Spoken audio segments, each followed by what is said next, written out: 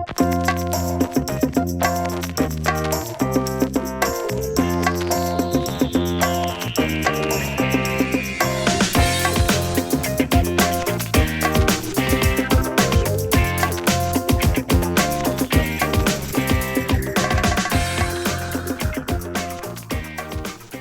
back to Brotuned. My name's Ryan. Today I have a quick little product review for you.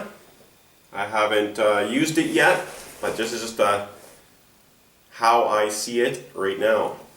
So what we have here is the Ohhunt Guardian 6-24 by 50, first focal plane, MIL, advertised as MIL. It's got the Christmas tree reticle in it, so we can see drop. But from what I've seen, optically, it looks pretty good. So here we're looking at the Guardian scope. And I'm just going to try to get the parallax to about where it should be.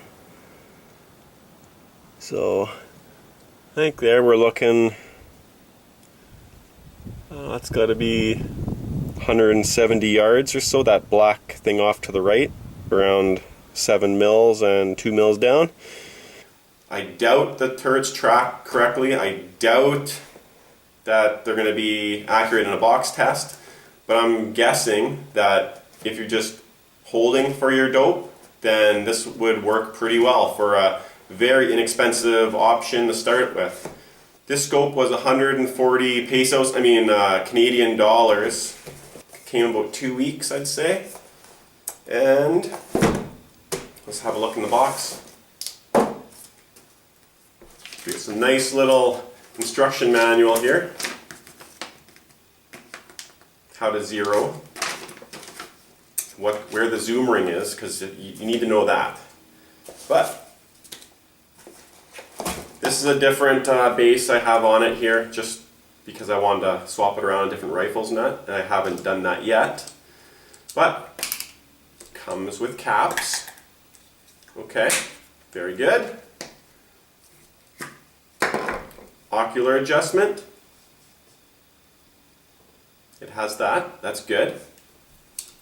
The reason I was thinking this would be a wicked 22 scope for like my son or something, someone starting out, it drops down to 20 yards for the parallax, and it actually works pretty darn clear at 20 yards, like you can see, and it goes to infinity.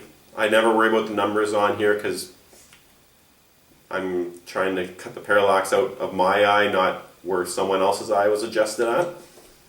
It has locking turrets that seem pretty good on the way up. The way back, they're a little mushy. Like I said, this is probably not the scope you'd want to be dialing with anyways.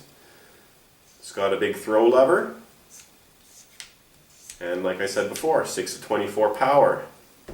So in the box, along with your new scope, you get these beautiful, very, very, very cheaply made rings, which are not matched or ground or anything to be precise. They have a little buffer pad, some kind of fabric glued in there to take up the slack and the unevenness, I guess. So these definitely will not be used, but they say Ohhunt on them.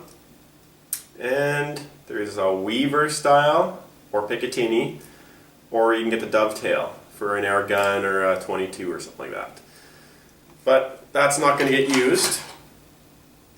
Another thing you get in the box, little scope cap tool here. It fits pretty nice, and it could probably work really good in the Bushnell scopes with that coin slot, because basically it's like a little coin slot.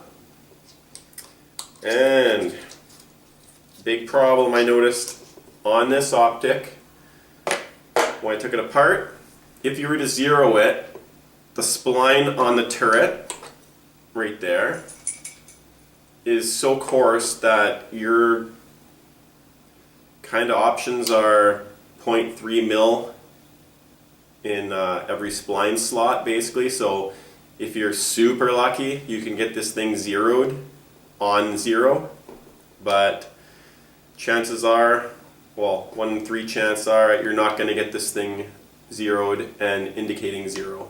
You'll get it zeroed down range, but it won't say zero on the cap.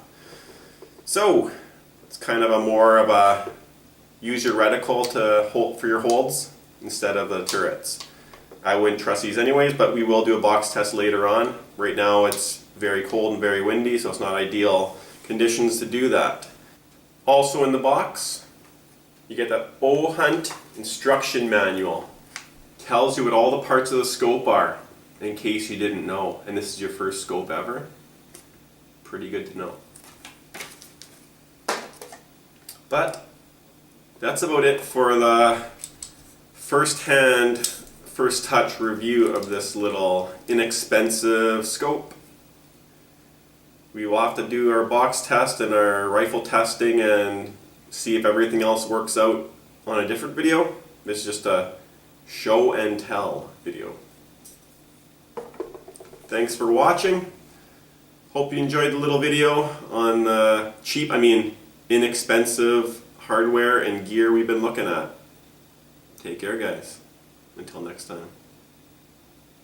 So, now let's bump up the zoom here. First focal plane, and let's have to adjust this again.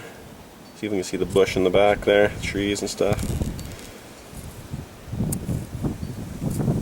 Alright, well, it doesn't look that good through here, but the glass does look alright. It's not doing it justice here. Then you got to remember too, this is a very inexpensive optic with a lot of good features.